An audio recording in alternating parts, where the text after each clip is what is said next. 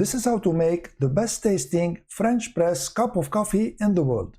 You need, of course, a French press machine, and you need very high quality coffee beans. Here I'm using the Lavazza Opera. I'm gonna leave a link for both in the description. You need also a teaspoon, and you need a water boiler. Here I have 500 milliliters of water in the boiler. For each 250 milliliters, you need 2 full teaspoons of coffee. So here I'm gonna put 4 full teaspoons of coffee in the French press. Fill up each teaspoon like this. Keep the French press open and then boil the water. When the water boils, you need to pour it into the French press. Pour it very slowly and make sure not to burn your hands with the vapor. And now you need to cover the French press. Don't put it all the way down, just cover it and then put the timer. If you want the coffee to be very strong, you need to keep the coffee soaking for 4 minutes.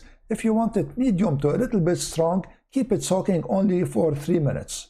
So for me, I don't like it very strong. I'm gonna stop it at 3 minutes. So when the timer is between 3 and 4 minutes, push it down slowly like this. Do not push it very fast. So push it all the way down. And here you have like a filter. So make sure that the filter is here and then pour your hot coffee here. Always be careful when you manipulate boiling or hot water or hot coffee so not to burn yourself. And this is my cup of coffee.